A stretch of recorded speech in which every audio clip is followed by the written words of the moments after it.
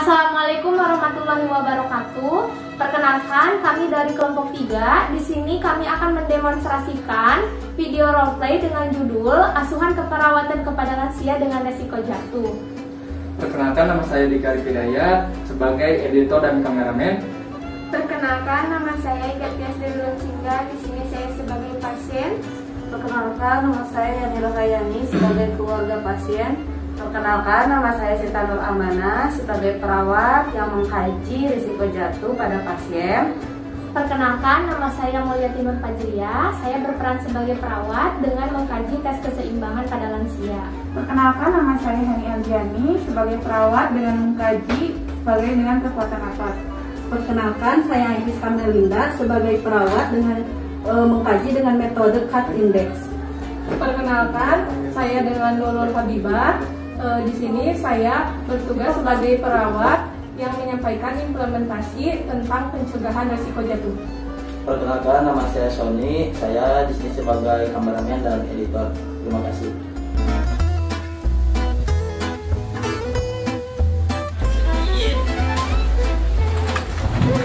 Assalamualaikum. Biasa lebet, Bu? Boleh. Iya Ibu, pesannya dibagal. Ya. Assalamualaikum Ibu.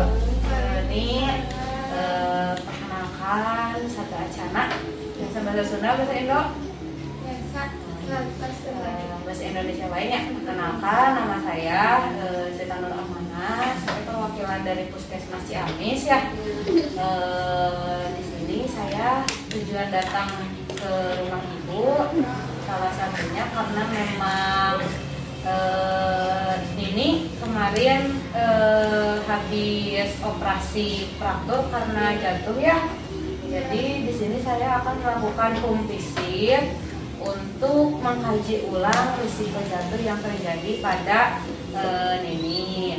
Nah, sebelumnya nggak apa-apa ini saya melakukan pengkajian kembali ke sini. Kita langsung saja ya.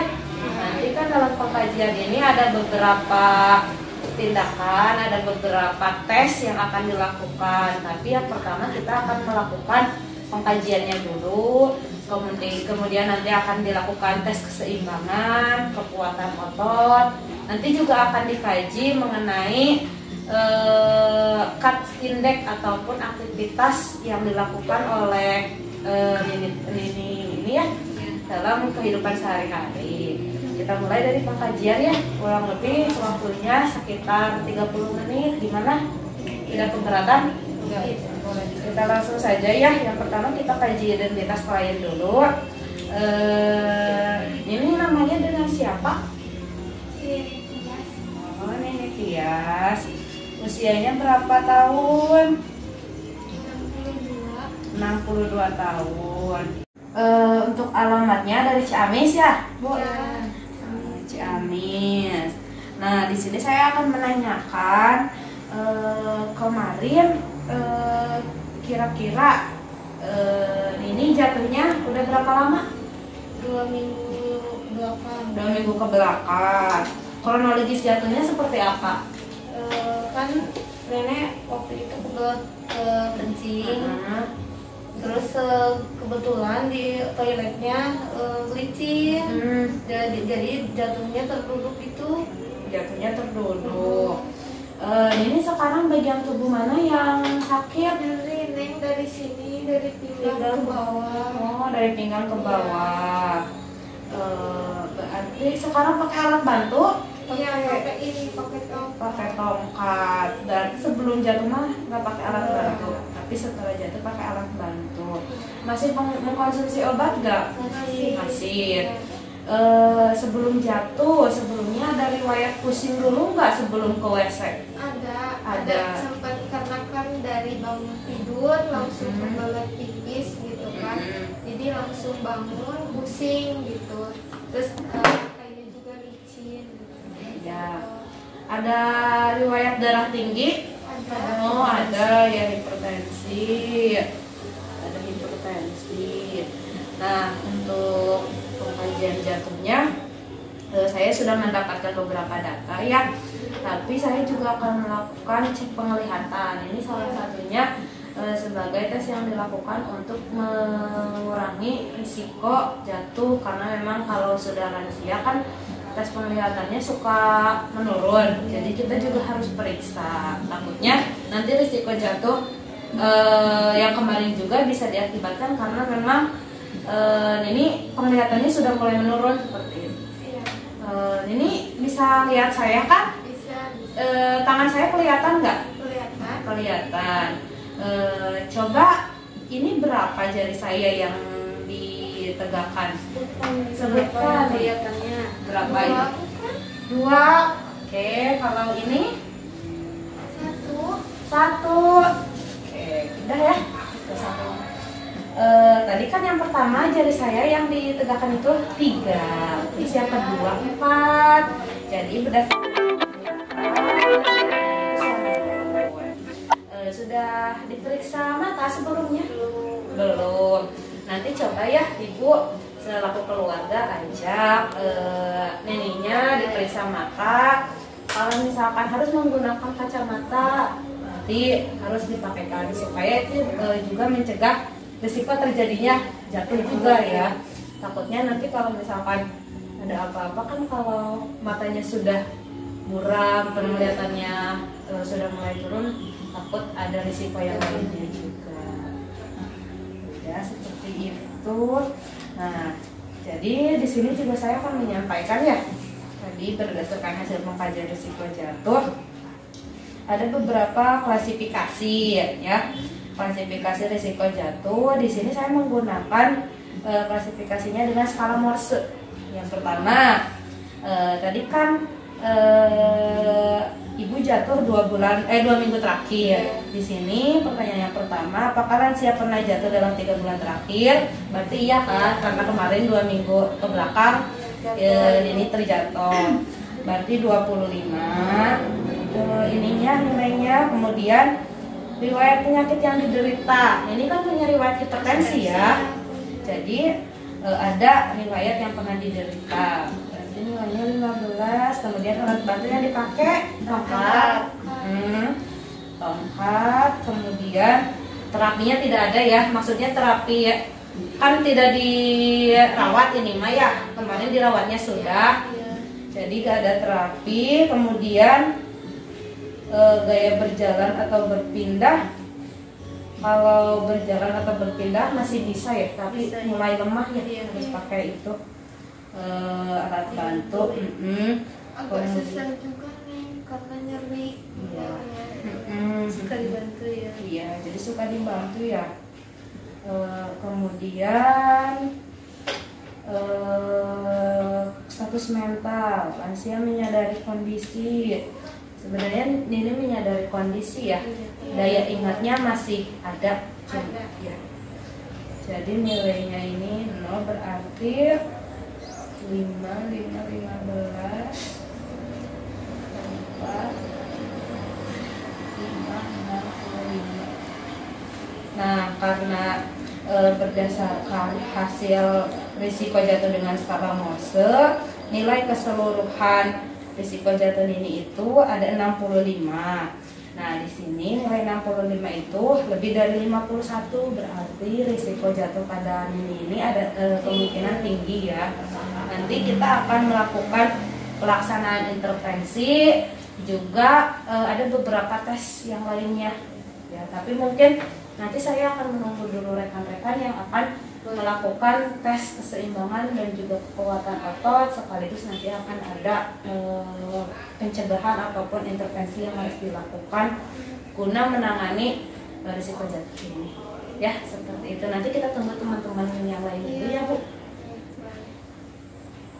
Ini tadi kan sudah ada teman saya ya ke sini melakukan pengkajian kepada Nani. Jadi katanya ini itu ada risiko jatuh ya, habis jatuh dari kamar mandi ya, 2 minggu ke belakang ya.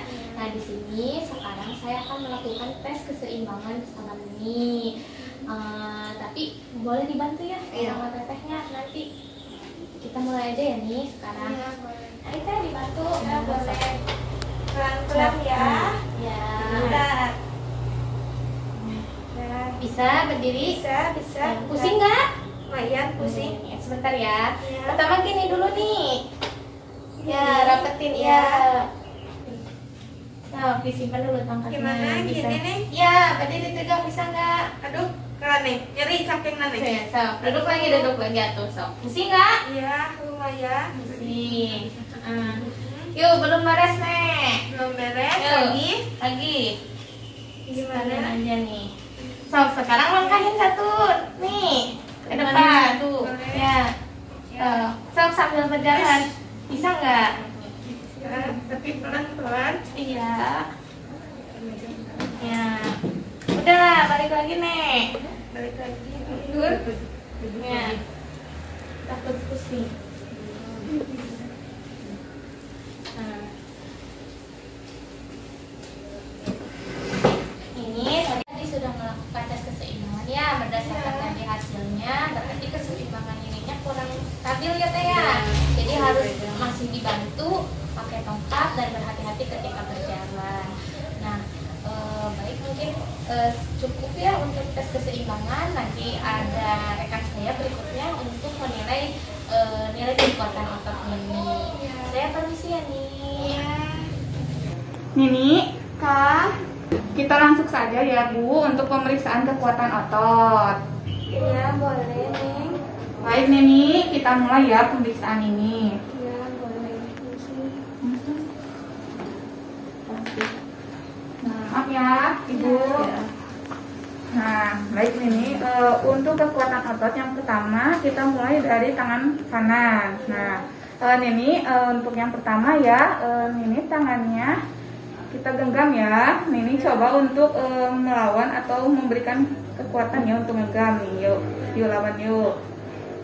Oh ya, untuk selanjutnya kita genggam ya nih tangannya. Coba dilekatkan. Ya. Terus itu selanjutnya Nini gini ya tangannya.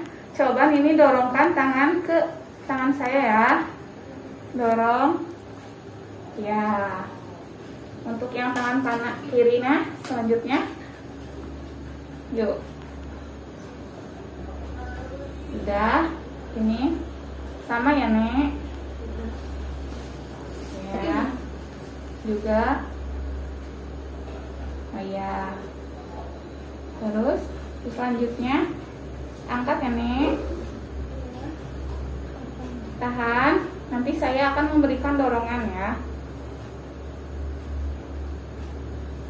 Nah ya, selanjutnya yang tangan kirinya tahan ya Nek. Ya, untuk kaki ini maaf ya tunggu. Untuk kaki kanannya juga sama ya Nek. Coba angkat. Iya, angkat. Tahan ya Nek. Tahan Nek. Oh. Ya maaf ya. Ke kaki kirinya sama nih angkat pelan-pelan. Tahan ya Nek. Ya. Udah.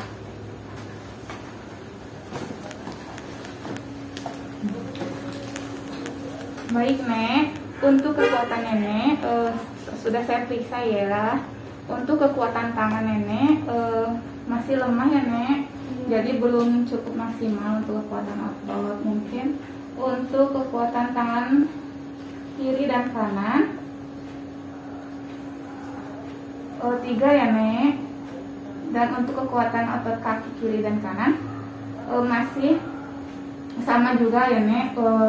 Kekuatan ototnya masih lemah karena sudah terjadi ini ya, jatuh ya dari proses di sama 3. Nah, jadi Ibu untuk meningkatkan kekuatan otot Ibu bisa melakukan latihan ROM. Nah, karena Ibu ini ya Bu butuh dibantu untuk melakukan latihan otot geraknya. Jadi bisa dibantu sama Ibu gitu. Tiap pagi bisa digerakkan sama ini. Latihan kayak gitu. Iya, jadi di tangannya diginiin, terus diginiin. Terus kaki juga sama. Iya. Nah, itu mungkin untuk pelatihannya bisa yang tadi yang saya bilang yang pelatihan RM, terus bisa juga untuk kekuatan kakinya bisa di jalan-jalan ringan saja gitu ya Bu. Nah mungkin sudah ya Bu untuk melakukan pengkajian otot. Di sini pemeriksaan selanjutnya adalah menggunakan cut index. Yang di sini ada beberapa pertanyaan ya. Iya. Mohon maaf nih, ketika mandi apakah masih menggunakan bantuan, masih dibantu atau sendiri? Enggak, sendiri Sendiri. kalau mandi. Kalau berpakaian masih sendiri atau dibantu Masih sendiri? bisa. Kalau makanan yang nyiapin atau masih disuapin? Kalau makanan iya disiapin, Kalau tapi kalau makanan untuk sendiri, makan makannya gede sendiri. ya. Kalau misalkan penampilan atau nyisir, semisal itu dibantu atau sendiri? Sendiri. Kalau misalkan BAB, maaf ya Bu, Nek, itu kalau misalkan membersihkan kotorannya sendiri atau dibantu? Sendiri. Masih bisa. Itu waktu Masih bisa nahan BAB dan BAK? Masih bisa. Kalau berjalan dibantu atau sendiri? Kalau untuk jalan paling dari duduk kayak gini harus dibantu soalnya pinggangnya sakit. Terus kalau untuk jalan juga pakai tongkat gitu. Ibadah masih sendiri ya, Nek? Masih bisa sendiri, tapi untuk sekarang karena habis jatuh ya jadi duduk untuk sementara karena pinggangnya sakit gitu. Kalau pekerjaan rumah seperti beres-beres, Bantu saya dibantu. Iya, Belanja kebutuhan juga dibantu. iya dibantu. Uang masih dikelola sendiri atau Iya, kalau untuk keuangan dikelola sendiri. rekreasi dan olahraga tapi sudah tidak ya? Iya, karena semenjak jatuh udah nggak bisa. Jadi penilaiannya yang menggunakan cut index 0 sampai 12 berarti masih ini masih membutuhkan bantuan. Iya.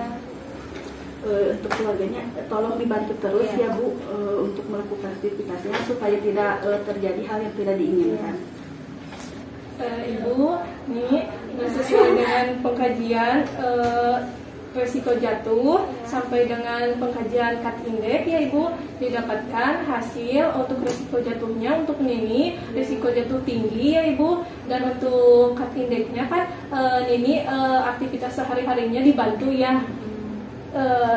Saya di sini akan melakukan intervensi sesuai dengan pengkajian yang telah dilakukan, yaitu penyuluhan kesehatan tentang pencegahan resiko jatuh di rumah. Untuk waktunya sekitar 10-15 menit. Apakah Ibu sama Nini sudah siap? Siap. Untuk yang pertama ya Ibu, ini bisa dilakukannya yaitu dekatkan beberapa alat yang dibutuhkan sama Nini ya Ibu. kebutuhannya ya. Ya, lalu jaga lantai tetap kering dan tidak licin. Jadi setelah diepel Nini sebaiknya tunggu dulu lantai sampai kering ya, jangan berjalan-jalan terlebih dahulu. Lalu yang ketiga yaitu pasang penghalang tempat tidur atau upayakan ranjang tidurnya tidak terlalu tinggi ya Ibu, Nek. Lalu yang keempat, minta bantuan keluarga atau siapapun apabila akan turun dari tempat tidur, atau nenek membutuhkan sesuatu yang tidak terjangkau ya Ibu. Jadi nenek jangan dibiarkan sendiri ya. Lalu yaitu gunakan alas kaki yang tidak licin ya apabila nenek di rumah menggunakan sandal yang tidak licin. Lalu yang terakhir yaitu ada pencahayaan ruangan yang cukup. Jadi sebisa mungkin ruangan jangan dibiarkan gelap ya Ibu. Kalau ruangan gelap nanti Nini bisa penglihatannya kurang, jadi bisa mengakibatkan risiko jatuhnya tinggi. Seperti itu. Untuk intervensinya sudah saya lakukan ya penyuluhannya. Apakah mengerti? Mengerti. Nah, baiklah kalau mengerti, semoga dapat membantu mencegah risiko jatuh kepada Nini ya Ibu. Ya, amin.